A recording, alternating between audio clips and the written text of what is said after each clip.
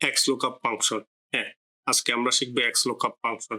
XLOOKUP Excel এর একটি অন্যতম শক্তিশালী এবং বহুরূপী ফাংশন। আপনি যদি এক্সেল এর নতুন ব্যবহারকারী হন অথবা আপনার দক্ষতাকে আরো বাড়াতে চান, তাহলে উক্ত ভিডিওটি আপনার জন্য। শুরু থেকে পেশাদার লেভেল পর্যন্ত XLOOKUP ফাংশন কিভাবে কাজ করে আমরা তা উক্ত ভিডিওতে ধাপে ধাপে শিখব। চলুন শুরু করি। XLOOKUP ফাংশন কিভাবে কাজ করে প্রথমে তা একটু জেনে নিই। XLOOKUP এক্সেল এর একটি আপডেটেড ফাংশন যা XLOOKUP এবং VLOOKUP থেকেও অনেক বেশি শক্তিশালী এবং অনেক বেশি সহজ। With XLOOKUP, we can search for data in any direction, whether it is left or right, horizontally or vertically.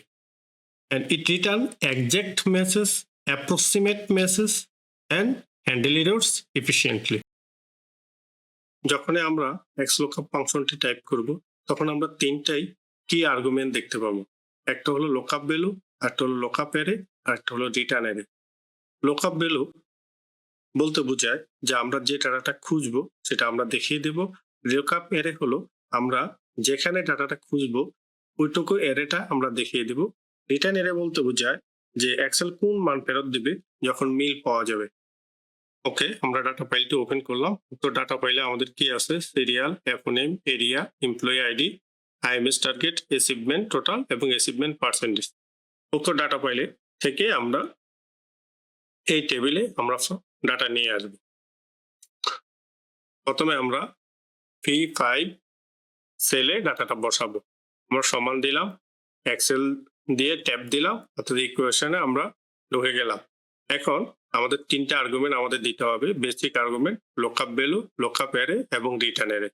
আমরা প্রথমে lookup ভ্যালু রাখবো। আমরা কোথায় খুঁজবো, কি খুঁজবো, সরি, তা আমরা রিয়ার চেককে খুঁজবো, অর্থাৎ V5। ওকে, কমা, প্রথম আর্গুমেন্ট শেষ। আমরা কোথায় খুঁজবো? আমরা এখানে খুঁজবো। আমরা কন্ট্রোল শিফট ডাউন এরো দিয়ে পুরোটা সিলেক্ট করে দিলাম এবং ডলার সাইন দিয়ে লক করে দিলাম। ওকে, আমাদের দ্বিতীয় আর্গুমেন্ট শেষ।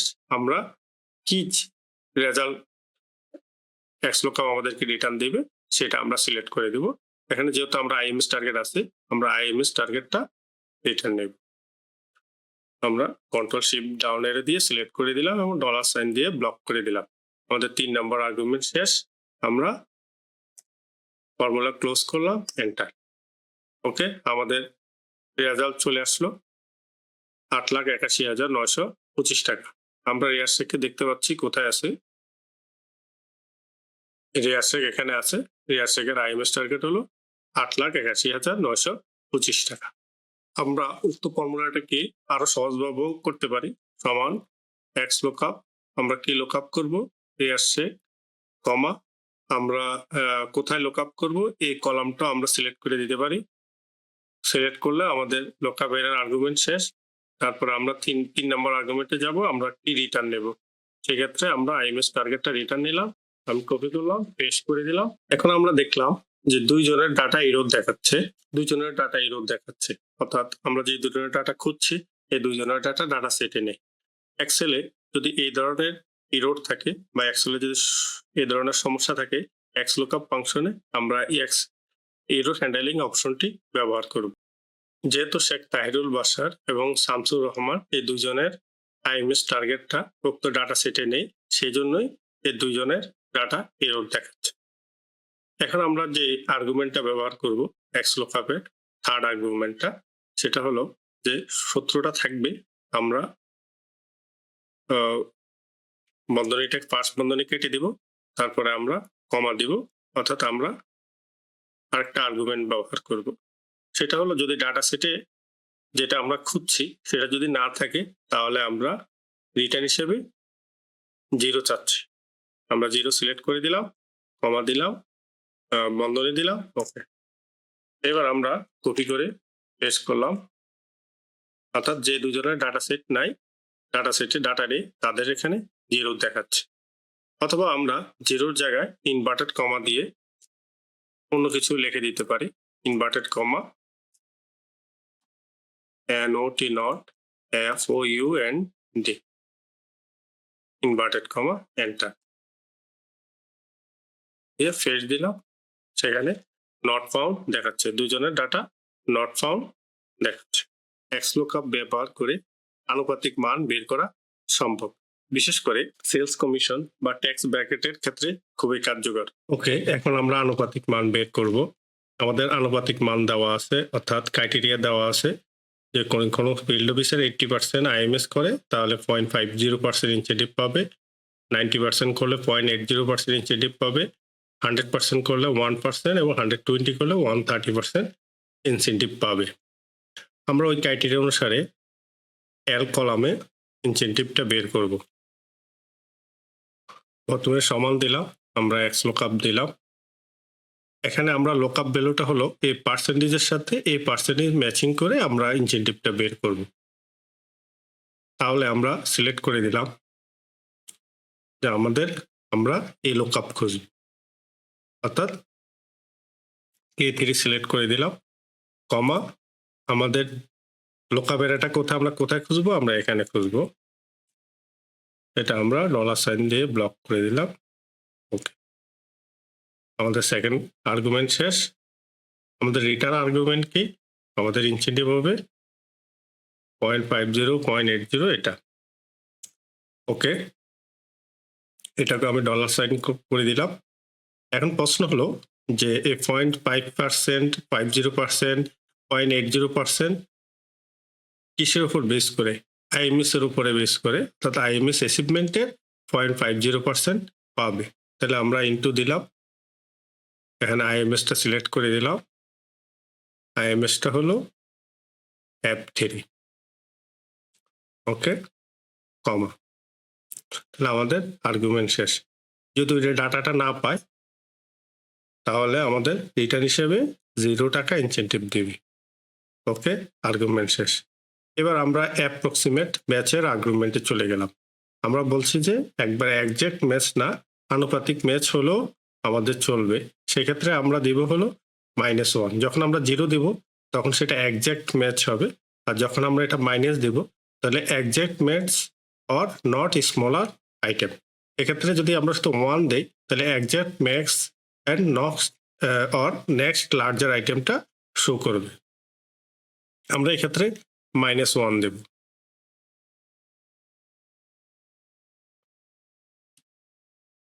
এন্টার। ওকে, আমাদের রেজাল্ট চলে আসলো। সে 201% করছে, দ্যাট মিনস সে এই ক্রাইটেরিয়াতে পড়ছে 1.30%। এখানে বসি 101 ক্রাইটেরিয়াতে পড়ছে, দ্যাট মিনস 100-র উপরে, দ্যাট মিনস 1%। ওকে, আমরা কপি করে বাকিগুলোতে বসিয়ে দিই।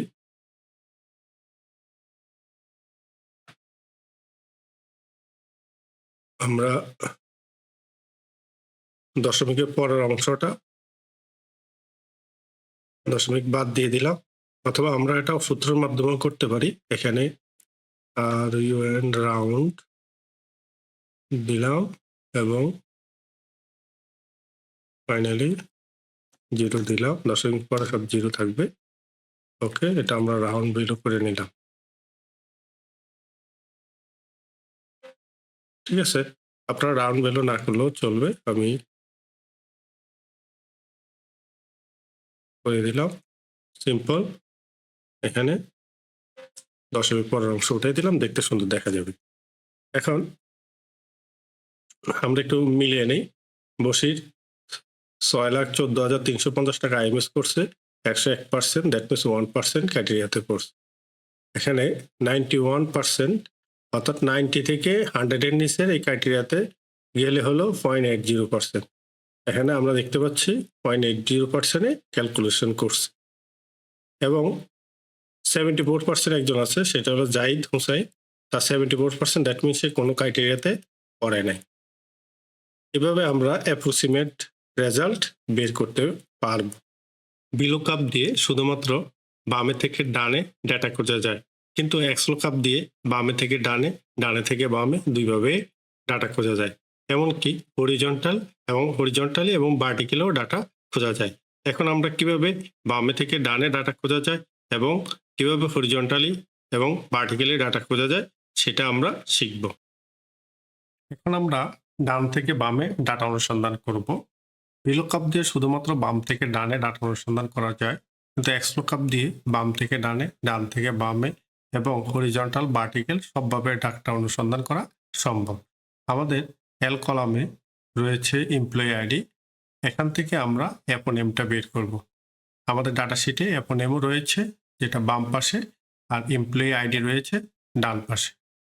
ওকে, আমি K2 সেলের ভিতরে ফর্মুলাটা বসাবো, সমান XLOOKUP, আমরা কি লুকআপ করব, এমপ্লয়ি আইডিটাকে লুকআপ করব, কমা, তারপর আমাদের এমপ্লয়ি আইডি কোথায় আছে, ই কলাম রয়েছে, আমরা এই কলামটাকে কন্ট্রোল শিফট ডাউন দিয়ে সিলেক্ট করে নিলাম, ডলার সাইন দিয়ে অ্যাবসোলিউট করে নিলাম, কমা, থার্ড আর্গুমেন্ট হলো আমাদের কি প্রয়োজন, আমরা কি রিটার্ন আনবো, আমাদের দরকার হলো অ্যাপোনেম। ওকে, আমরা অ্যাপোনেমটা সিলেক্ট করে দিলাম, কন্ট্রোল শিফট ডাউন দিয়ে অ্যাবসোলিউট করে নিলাম, ডলার সাইন দিয়ে, তারপর বন্ধনে দিয়ে ফর্মুলা ক্লোজ করলাম, এন্টার। ওকে, আমাদের অ্যাপোনেম চলে আসছে। আমি কন্ট্রোল শিফট ডাউন দিয়ে সম্পূর্ণটা সিলেক্ট করে কন্ট্রোল দিয়ে সম্পূর্ণটা পেস্ট করে দিলাম।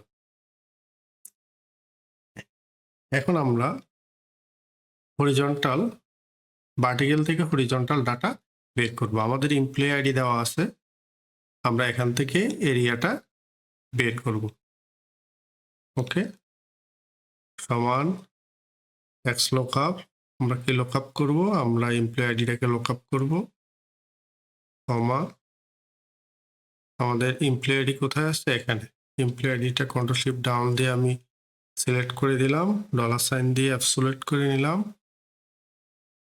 কমা, তারপর আমার কি দরকার, এরিয়া দরকার, আমি এরিয়াটা সিলেক্ট করে দিলাম, কন্ট্রোল শিফট ডাউন দিয়ে সম্পূর্ণটা, তারপর ডলার সাইন দিয়ে অ্যাবসোলিউট করে নিলাম, ফর্মুলা ক্লোজ করলাম, এন্টার। ওকে, আমাদের এরিয়া চলে এসেছে।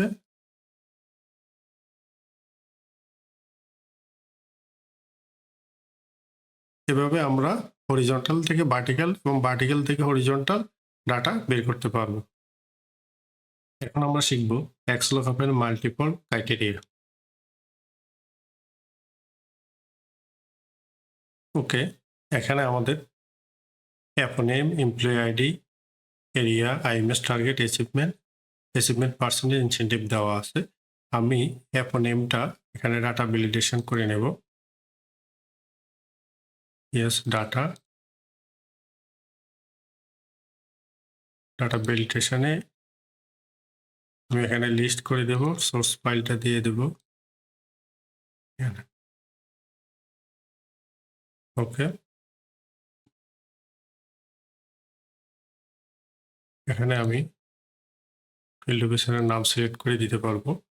এখানে আমি সূত্রটা বসাবো। প্রথমে XLOOKUP, আমি কি লুকআপ করব, এরিয়াটা লুকআপ করব,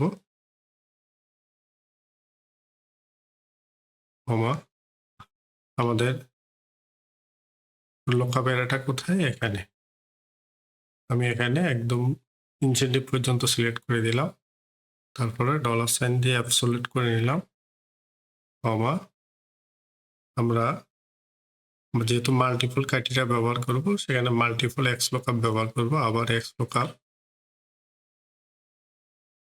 এখানে XLOOKUP দেব হলে অ্যাপোনেম, এটাকে ডলার সাইন দিয়ে অ্যাবসোলিউট করে নিলাম। এখানে অ্যাপোনেম কোথায়, অ্যাপো আছে কোথায়, এখানে। কন্ট্রোল শিফট ডাউন দিয়ে আমি সবগুলো সিলেক্ট করে নিলাম, ওইটাকেও অ্যাবসোলিউট করে নিলাম, কমা, আমাদের সবগুলো ডাটা কোথায় আছে, এখানে আছে। আমি সবগুলো ডাটা সিলেক্ট করে নিলাম, ওইটাকেও ডলার সাইন দিয়ে অ্যাবসোলিউট করে নিলাম,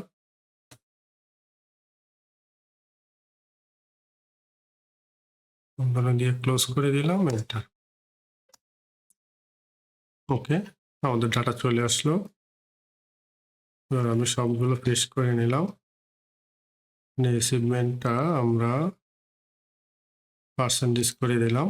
ওকে, এখন আমরা যদি ফিল্ড অফিসার চেঞ্জ করি, তাহলে আমাদের সবগুলো ডাটা অটো চলে আসবে। আমার বিশ্বাস আজকে বেসিক থেকে অ্যাডভান্স লেভেল পর্যন্ত XLOOKUP এর ব্যবহার আপনাদের অনেক ভালো লেগেছে। আজকের এক্সারসাইজ পার্টটি নিচের লিঙ্ক থেকে ডাউনলোড করে নিতে পারবেন। আজকে এই পর্যন্তই। লাইক এবং সাবস্ক্রাইব দিয়ে পাশে থাকার জন্য প্রত্যেককে আন্তরিকভাবে ধন্যবাদ। আল্লাহ হাফিজ।